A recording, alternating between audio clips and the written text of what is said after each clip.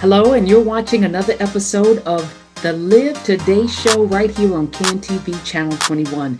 I'm Dr. Cherie, your host for the show and the founder of the Live Today Foundation, where our mission is to provide joy, inspiration, and free compression garments to under-resourced cancer patients and survivors living with lymphedema.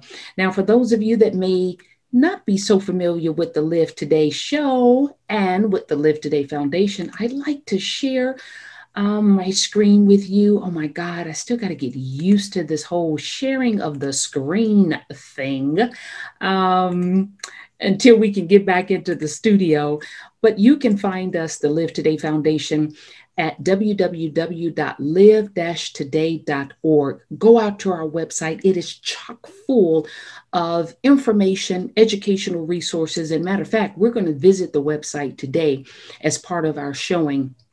But then you can also, if you want to reach out to us and send us some suggestions for the show, you have a loved one or yourself are in need of compression garments because you've been recently diagnosed with lymphedema, or maybe you've been diagnosed with lymphedema for the past 5 years, but right now, financially, you simply cannot afford it.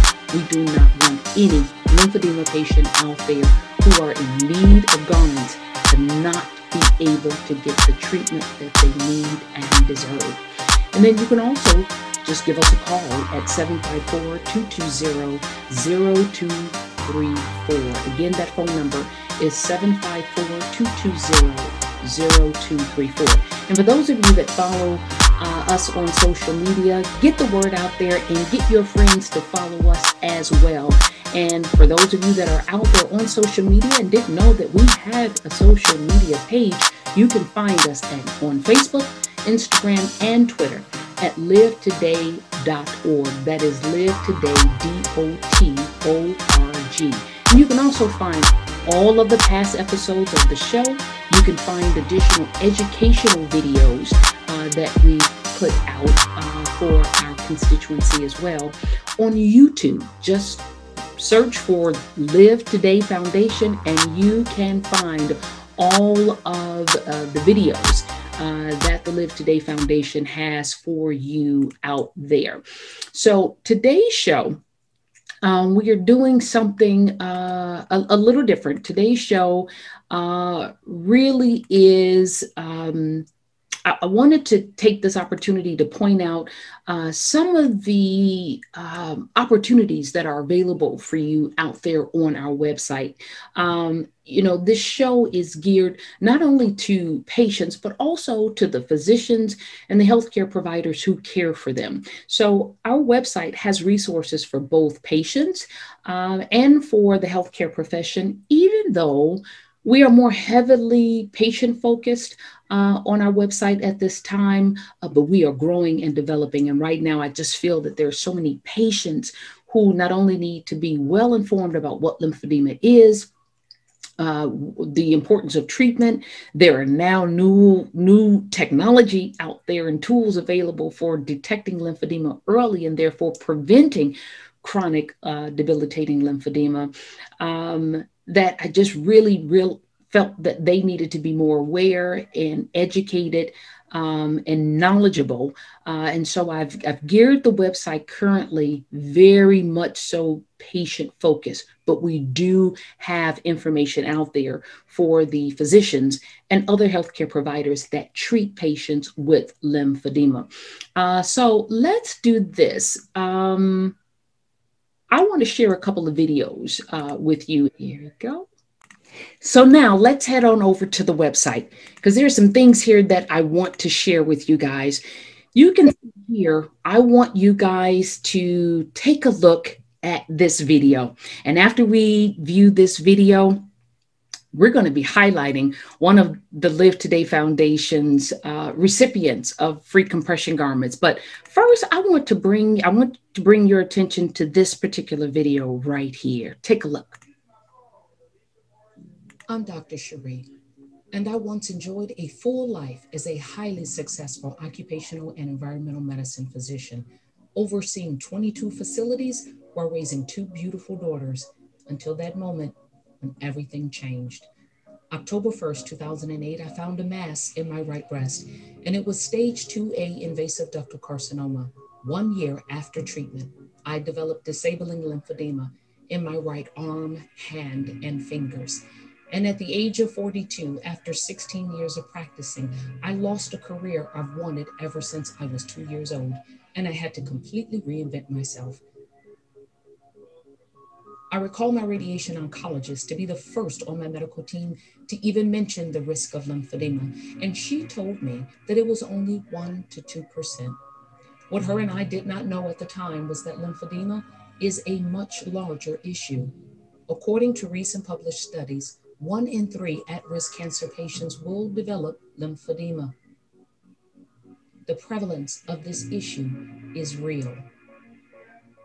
As a physician and a patient, I recognize that a cancer diagnosis causes huge emotional and practical upheaval in someone's life and in that of their loved ones. Lymphedema brings back all of the emotions associated with feeling ill.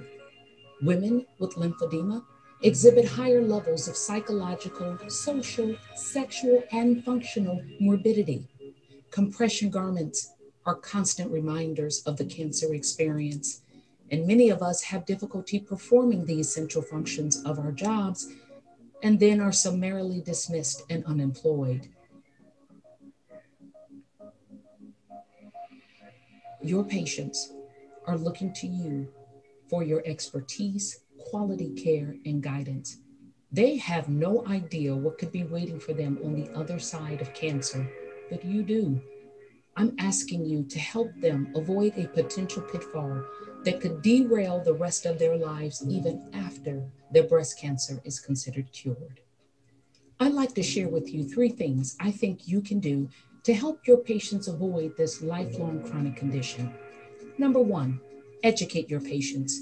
Your patients should know about the risk associated with their treatment. They need to be informed of lymphedema as a complication so that together you can take the right steps to reduce risk and ensure the best possible outcome for their survivorship.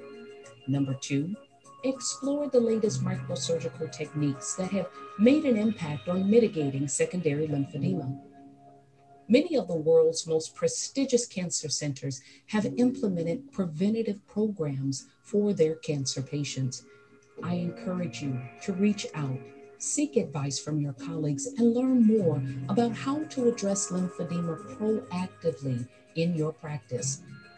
Number 3, implement a preventative treatment plan to monitor your patients and give them the confidence that they are getting the best care possible. It can take up to 3 years before a patient experiences signs or symptoms of secondary lymphedema. Luckily, we've come a long way with the science and data on lymphedema, and we are capable of detecting potential onset very easily and early enough to intervene with treatment. By implementing a surveillance model of care at your institution, you are effectively helping your patients avoid future complications with lymphedema.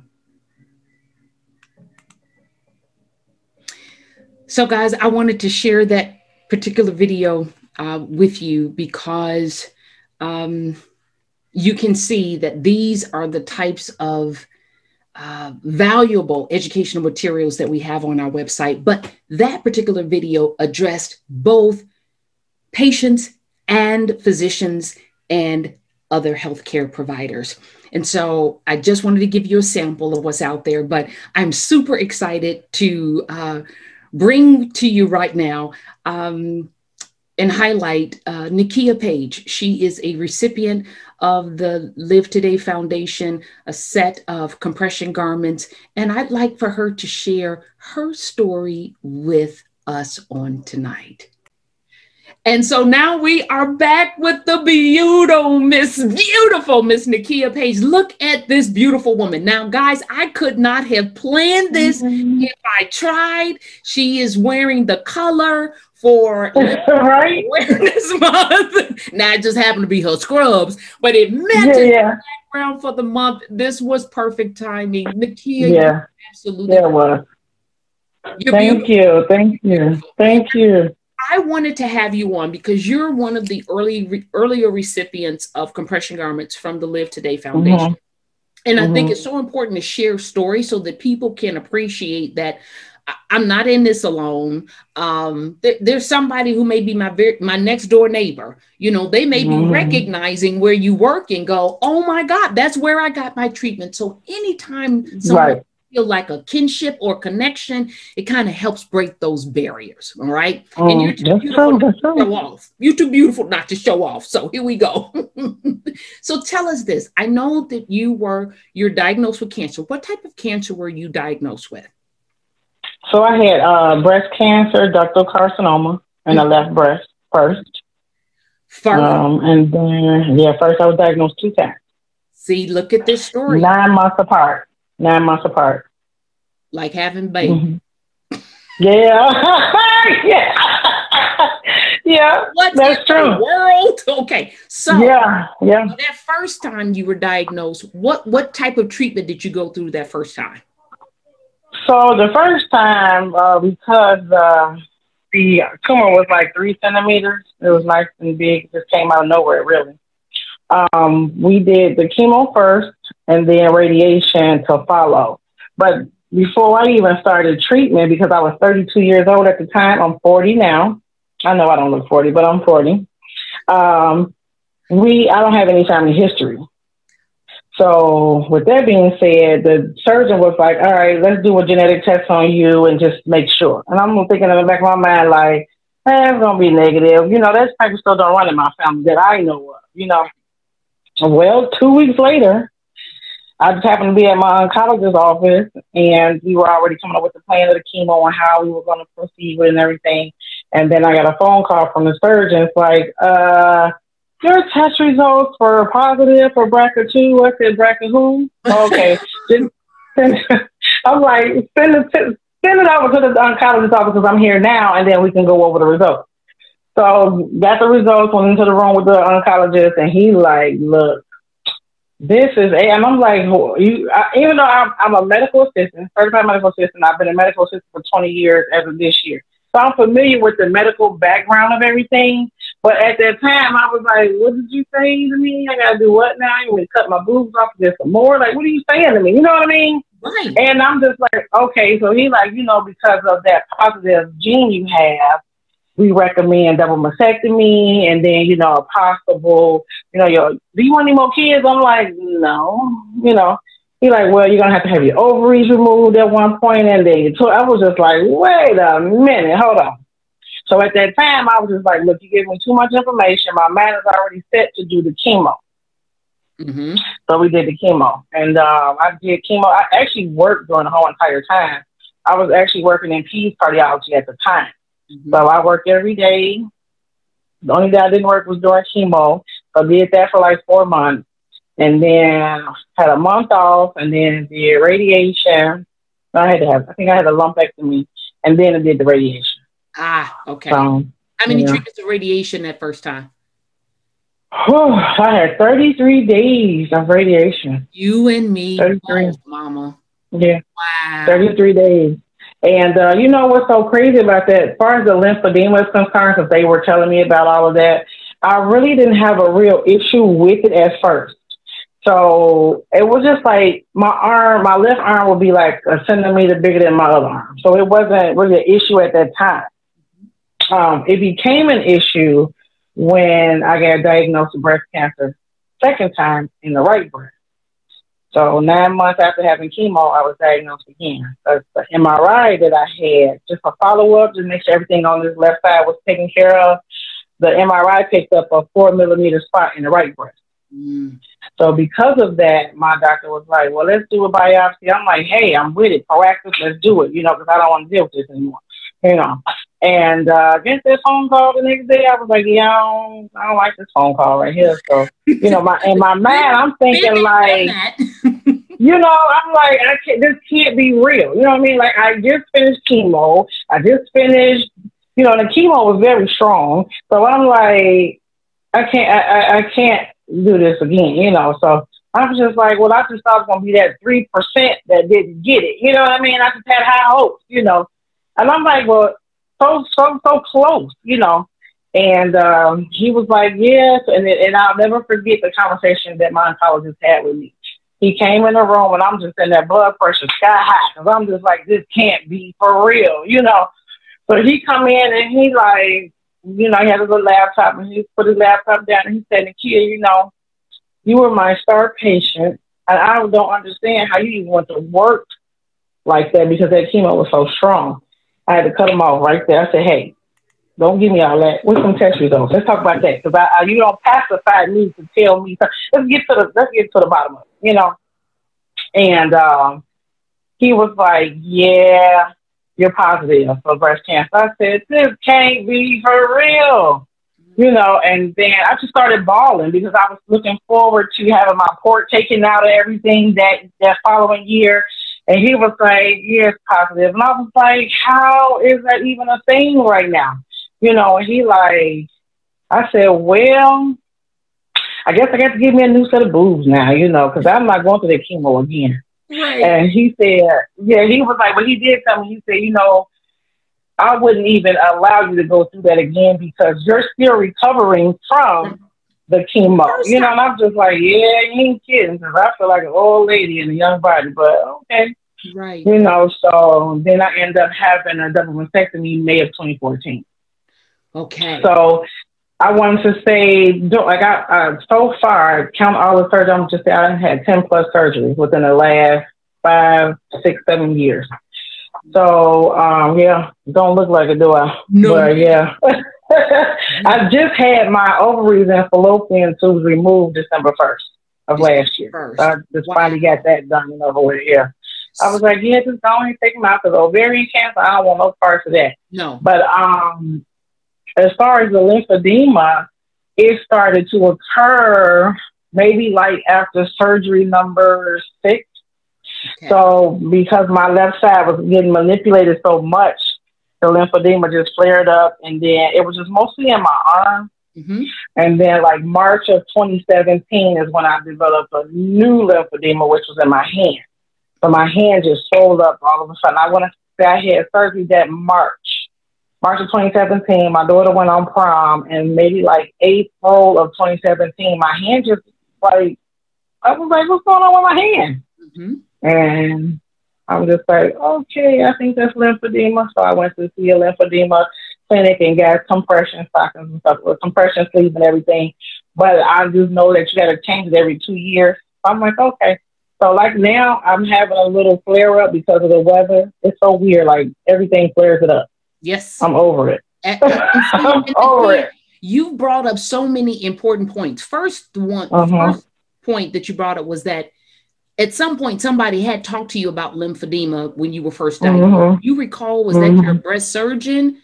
The chemo, was it the med? So my, you know, it was a radiation. It was a radiation. I can't even figure it. The radiation oncologist. Yeah, she was I loved her. Me too. I loved her. Great one. So that was the first. Was like, you're gonna have some swelling. I'm like, okay. And that's one thing that I want people to listen to as well. My radiation oncologist also informed me of the lymphedema, but again, it was described as you may experience some swelling. And that swelling is called lymphedema. But one of the things that I found out, and I'm a physician, right? I know what lymphedema is. I know what causes it, you know, and I know that it occurs. But you forget. I was a patient and hit with it. Yeah. And now was on the other side of the table. I'm now listening and can hear how physicians are presenting it to their patients. So we physicians understand that, okay, whoa, we just laid some heavy news on you, right? We told you cancer. We talking about treatment, which may include, you know, surgery and chemo and radiation. Sometimes what I had found when I kind of just did my own little focus group, asking my fellow colleagues, how do you feel, or what holds you back from indicating the prevalence of lymphedema? So it's not just, it could happen and it's just some swelling. What holds you back from letting your patients know that 1 in 3 at-risk cancer patients will develop secondary lymphedema as a result of their treatment? 1 in 3. Mm-hmm. Count on it. Would you be the one or the other two? You may be the one, like you and I, right? So that's one. But then two, I also found out that physicians weren't really acutely attuned to the psychosocial impacts of lymphedema, right? They're not thinking about the finances, and really you need to replace your compression garments every 6 months. So you really need 2 pair per year. Oh, I thought, when I went to the lymphedema clinic, because I actually went to a clinic to get like the massaging or whatever. But she told me every 2 years you replace them. So it's actually every 6 months. I never knew that. Every 6 months, okay? So every 6 months. And insurances don't even cover it anymore. No, they used to. Yes. At one point. They're not covering it, right? And so that leaves patients, after you've dealt with this whole diagnosis of cancer, dealt with all of the treatment, your body is still going through changes from your treatment. And then now you have this new disease. Lymphedema is a disease. It is not just a side effect or complication that will eventually go away. Now you have the cancer that's been treated, and as you move years out, people will say, okay, you're in remission. And some people may even try to use that C word, like, oh, well, you're cured. You made it past that 5-year survival rate. Ooh, we can say that. But now you have another permanent disease, lymphedema. Lymphedema cannot be cured. I mean, there's no other treatment except for wearing the compression garments, manual lymphatic drainage, and that special massage. That is it, right? So I'm grateful that, so now you're bilateral. Now, have you been affected on the right? No, you know why? Because I didn't have any radiation on that side.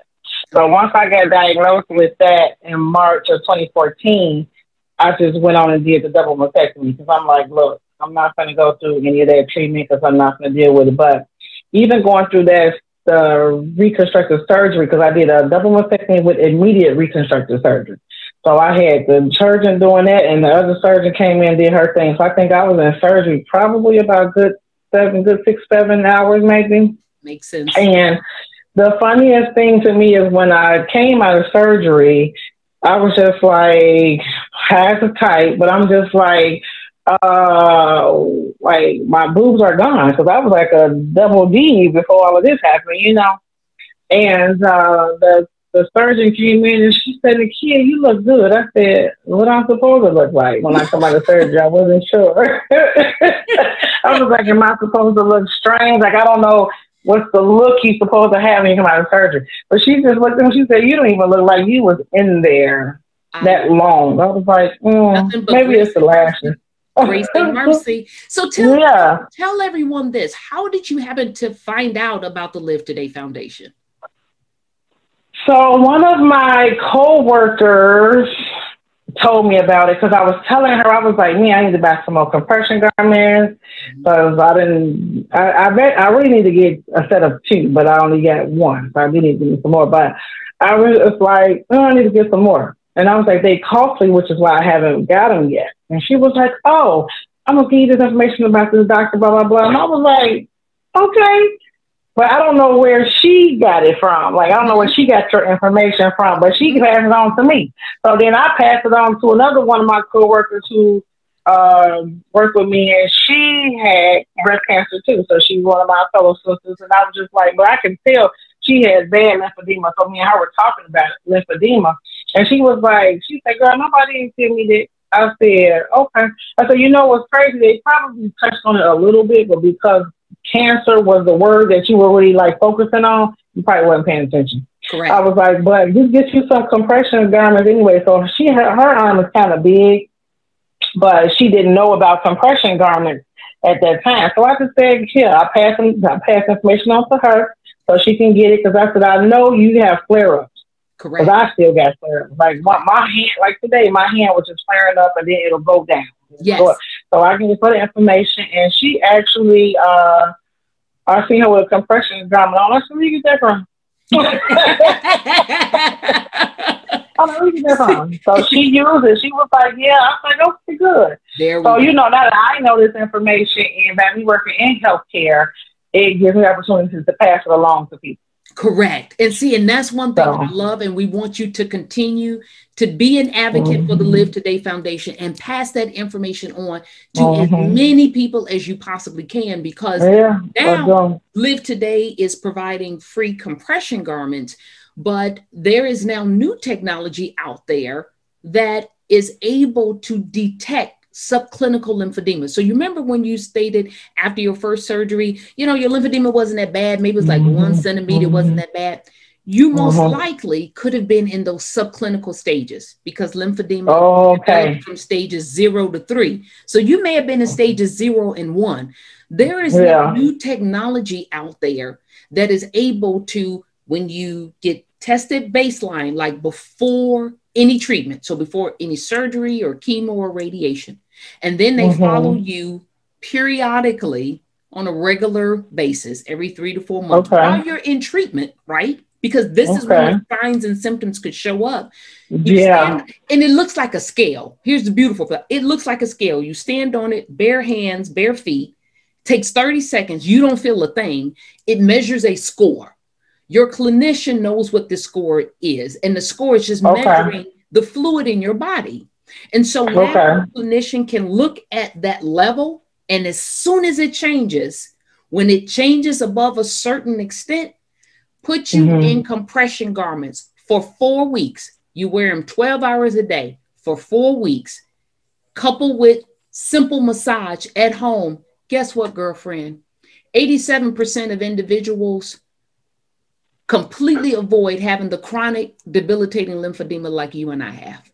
It's no longer a chronic disease. Well, you know, that's awesome. That's awesome. That means somebody was sitting up there like, you know what, I'm sick of this. We're going to try to figure out a way. We're making a change. Exactly. And so now I'm hoping that the Live Today Foundation will be the suppliers of compression garments, not to the individuals like you and I that get diagnosed when it's too late, when it's already become chronic. I want the Live Today Foundation to be that in-between foundation to provide those compression garments for that 4-week period of time. And then now those individuals can go on and live the freedom of not having chronic lymphedema.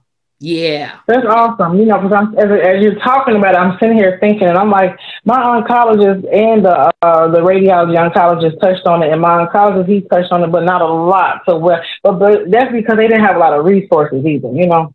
Correct. And so see, now they have. I kind of found some of this stuff on my own. Yes. And like I was stating before, I think sometimes physicians are hesitant and may not know when is the best time to bring up the lymphedema conversation, because we already overloaded them with a lot.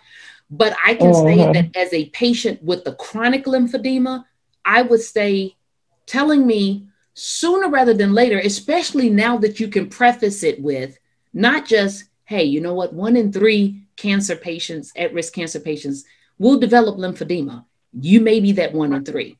Before, that may have been all they've been able to say. But now with the new technology, you can at least now inform patients with hope. So here, 1 in 3 at-risk cancer patients will develop secondary lymphedema as a result of their treatment. But we now have the ability, with a simple follow-up process and a testing ability, to just go ahead and test you.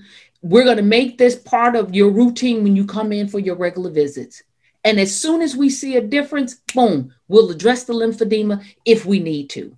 So now, even though you're telling the patient that, oh man, something else, quote unquote, for me to deal with, they're really not putting it on you to deal with. They're just informing you that we're going to be watching and looking out for the development of this so that we can jump in before it becomes a chronic condition. I think you would agree. I know I would agree that if my physician prefaces it that way, if you're saying it to me at my second appointment with you, after you've given me the diagnosis, but now I'm coming back and we're planning, or we're on the phone and we're talking about when my surgery date would be. If you tell me that, and then tell me that there's a possibility that I won't get chronic lymphedema, and don't worry about it. We just going to be looking out for it. It's not something that you got to worry about right now. We're just going to be looking out for it. It will give you some peace, because you know that they're looking out and they're testing you, and there's something to intervene should they see it. but just not to say anything at all, or just to refer to it as just some swelling, that doesn't save you as the patient when, after you're all done with treatment, I stayed at work. I never missed a day of work. The only days of work that I missed was the days of surgery. So, I mean, because I had a partial mastectomy with a drain. I went in on Wednesday, got out on Friday. Those were the only days of work that I missed. Everything else I went to work, just as you did. Well, but if you can imagine finishing treatment and never having to wear a compression garment, wouldn't it be okay to have that conversation early on? Now that there's a way to treat it, you know, the way to treat it. So I truly appreciate you sharing your story, because individuals can now see that there are individuals out there that's just like them.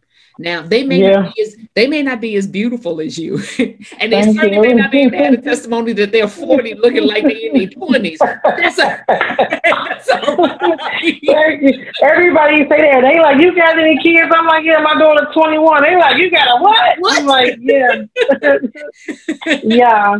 Exactly. But people can Live Today Foundation came through and was able to bless. And I love the fact that it was by word of mouth. Somebody told you and you told somebody else. Yeah, I just spread the word. Yeah. And even though I work in cardiology, so a lot of patients do come in for cardiac clearances for, you know, breast surgery. And somehow I always end up getting those patients. And I'm like, sometimes I can be covering for another physician and just end up with that type. I'm like, this happens all the time. But I guess, you know, people I put in your path for a reason. So I just give them a lot of information as much as I could, because I know that it's a lot to deal with when somebody say you get cancer. Who wants to hear as they will call it, the older people call it the C word, honey. Yes. But, you know, you don't want to hear that. But it's like when you hear that, all you think is cancer. Because I know when they told me, I said, I got breast cancer. Well, I mean, and I kind of thought that, like, I was hoping that's not what it was when I found it. I didn't have any pain or anything, like nothing. It was just so random how it happened, you know. Right. And when they told me I had breast cancer, I was just like, I didn't hear nothing else they were talking about. So if you can something, a tip to offer someone who has been diagnosed with cancer and undergoing treatment and may feel like they have even if they can't see visible swelling, but it feels tight, it feels heavy, they feel pain. Do you have something that you would share to someone who may be newly diagnosed with lymphedema and they don't know what it is or where to go? What would you suggest? Yeah, I mean, because definitely I would tell them, you know, first of all, the symptoms, you know, what symptoms are you having? If you feel, because your arm's going to feel tight and heavy. That's how you know something isn't right, especially if one arm is heavy and tight and the other one's not. Right. You know, and once you feel that, don't just say, I ain't gonna worry about it. You know, I'll just deal with it. As soon as you feel those symptoms, go in and get it checked out. You know, you might want to talk to your oncologist, because your oncologist will better understand what you're saying versus your primary. Correct. Because your primary, you know, they don't understand. They understand, but they don't. They got a lot of stuff they deal with. But your oncologist will be the one to understand where you're coming from, because they, you know, they deal with it on a regular basis. So as soon as you feel if it doesn't feel right to you, like your arm doesn't feel right at all, go find out about it, because it's not going to go away. It's like, not going to go away. It's not going to go away. I couldn't have said it any better. Nakia, I think it's not going to go away. And don't let your doctor put you on Lasix, because that is not going to help at all. I'm sorry. I only said that because I'm doing this advocate for breast cancer, and it just happens. Yes. Every time somebody gets breast cancer, they reach out to me. But I was talking to one girl, helping her through all her, you know, treatments and things like that. And then she was dealing with lymphedema really bad. And I was just like, you know, well, have you tried to find a clinic? Because she stayed in Detroit, I think. So I was like, have you tried to find a clinic out there? You know, and I will like look up things for her. Even though I'm here, I'm at work, like, all right, let me see if I can find a lymphedema clinic for her to just get her started. So she was like, well, the doctor got me taking water pills. I said, girl, throw them in the garbage. No. And if I would say that if you have a doctor and that doctor prescribed you Lasix, I'm telling you right now, if you're under the sound of my voice, find a new one. Don't try to explain to that one that that's not right. Just find. Yeah. I'm like, no, I thought her honey, no. I thank you. I thank you. I thank you. I thank you. You're welcome. Give our I audience thank you. that beautiful smile again. Miss Nakia Page, the Live Today Foundation highlighted receiver of this month. Thank you, my beautiful. Yes, you're welcome. Thank you. Thank. We are so happy to have Nakia Page on our show this evening. Wow, what a powerful testimony. Now, guys, I am so into this new technology. We now have the ability to eliminate and prevent chronic debilitating lymphedema. I'm grateful that the Live Today Foundation is able to serve individuals who are under resourced and are living with lymphedema after their cancer treatment. But truly, that I do want us to shift our mission and goal from being the organization that provides free compression garments to under resourced patients living with lymphedema that has already been diagnosed. I really would love to be that go-between where we're just supplying the compression garments for that 4-week period, because I truly want to be around and live to see a day where we have made such great strides at reducing chronic debilitating lymphedema that my organization has to come up with another focus because there's just not enough demand for us. That is my goal. So those of you that want to find out more information about the Live Today Foundation, I want to share with you some. Let me share here. All right, guys. So listen. You want to find out more information about the Live Today Foundation, go out to our website at www.live-today.org. Please send us an email. If you need compression garments, you have a loved one that needs compression garments, you just want to tell us that we did a great job today, or you want to, send a shout out for Nakia. I promise I'll pass it on. You can send us an email at info@live-today.org. You can always give us a call at 754-220-0234. And if you're following us on social media, don't forget to leave us a comment, give us a high five, show us some love on the posts that we make on Facebook, Instagram, and Twitter at livetoday.org. That's livetoday.org. And you can find a copy of this episode, as well as all past episodes and other educational videos on YouTube. Just search for the Live Today Foundation. Guys, I really appreciate you being with us on tonight for today, whenever you're watching. It's so weird. I can't wait till we're able to get back into the studio, but I really hope that this episode has been a blessing to you. I'm Dr. Cherie, your host of the Live Today show. And remember, be present. I want you to take charge, be present, take charge of your life, and determine in your mind that you will live today and every day. Until next time.